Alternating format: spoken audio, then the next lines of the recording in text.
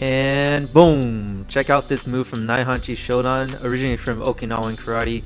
They say it's derived from Chinese martial arts too. He anticipated that kick, it got in a little bit, he tried to redirect it out of the way and threw that right hook right to the dome. You could throw it anywhere you want really. In the kata we aim for the solar plex area, kind of like this. It's very methodical. You could go as slow as you like just to get the right timing down and get the right coordination down, and then you can add some speed to it, but always at the end of the day, bam, you want to be able to apply it in a real fight and real self-defense. Check out this takedown Naihanchi Nidan. Well, let's grab the leg first. Here's Kusankudai. Block the leg, hook it. Just like in Muay Thai, you block it and hook it, block it and hook it. Now, once you have the leg, you get a shoulder roll down, take the guy to the mat. And if you're grabbing with the other arm, you can take him down the same way. Now, what if he stands up from there? Well, you have the sweep from Naihanchi Shodan. Just sweep the leg out as you lift up on the arm. The same motions in Naihanchi Nidan too. Now check it out in full speed.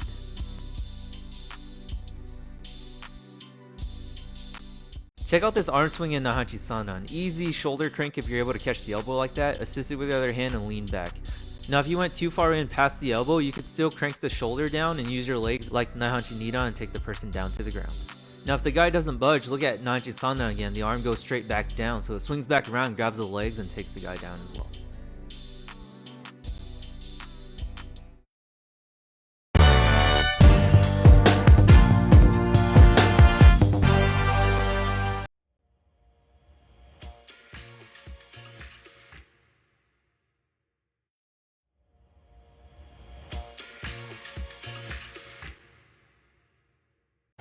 Hey.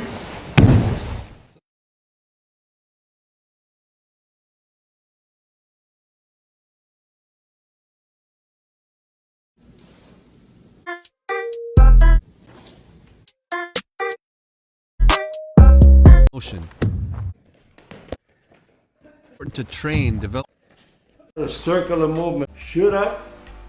Bend your arm. Look. I step back. Not like that. Not like this. H. Hip goes up. Hey. Good.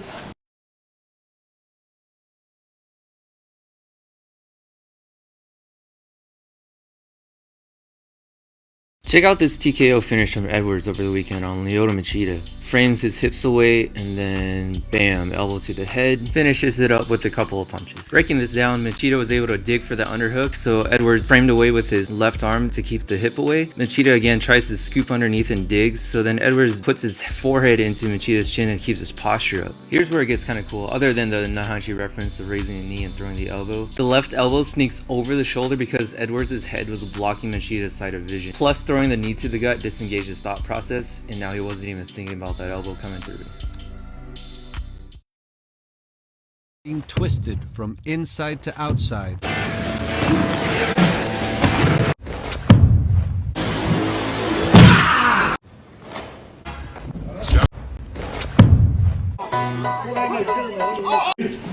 Hey.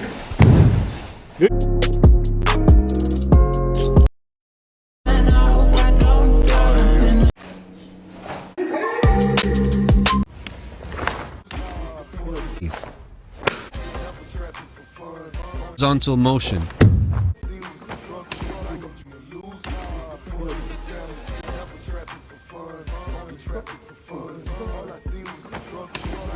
Hey. Tip of the toes to the knees.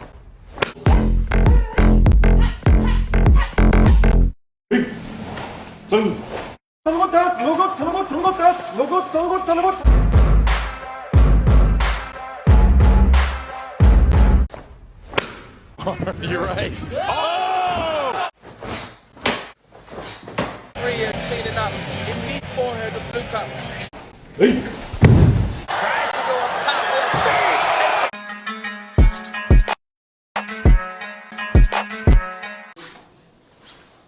Hey. Rod Tang has seen it one too many times. Steps right. Alright, 2 details to make this work. If you are in motion, you need to lift your center of gravity. So just like a foot sweep needs to lift before you drop. If you are in the clinch and you guys are struggling, you need to destroy their structure. So this becomes a stomp. So you go right behind their kneecap, break their structure down, take them down that way. I want to take you Right, straight back. Super.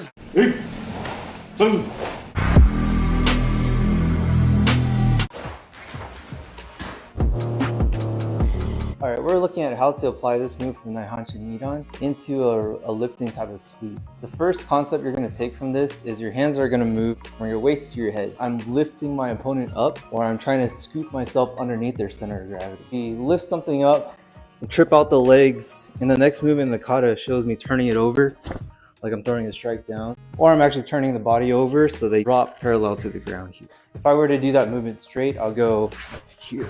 And so I could do it with my front leg, which is from the kata, or I could do it from my back leg where I'm scooping up and I'm dropping as well. Either way, the concept here is the same. I'm putting my hands together, wrapping onto something, or grabbing onto something and lifting it up, getting their heels off the ground, and from there, they're able to lift up, and I'm going to sweep out that leg, drop into the mat, finish the fight from there.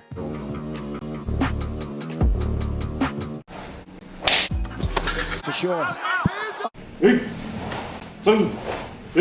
This hand, I'm gonna guide his head to my armpit, and then I'm gonna wrap around his neck. Then I'm gonna come up for a standing guillotine.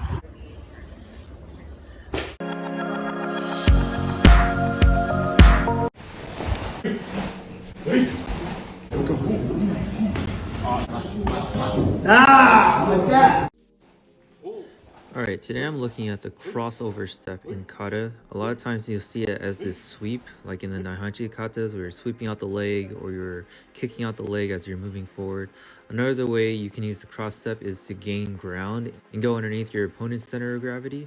So here you can see they're blasting through their opponent's stance and using that as a way to take them down.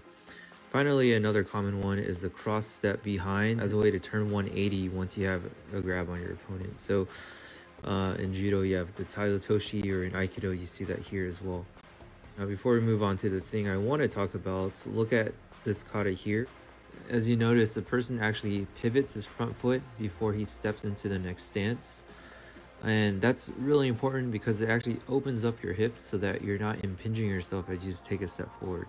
Another thing it does, it actually keeps your center of gravity underneath you as you are off balance a little bit with those steps.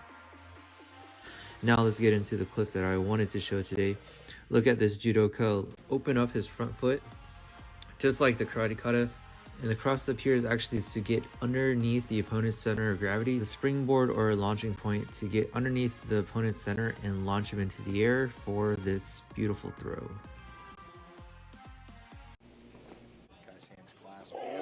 Oh! Eddie's still on Queer Street.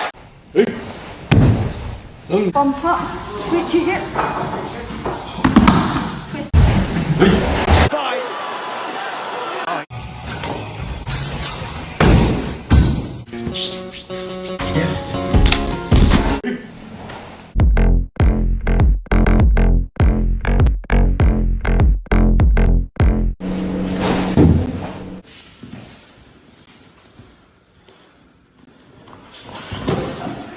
Hey.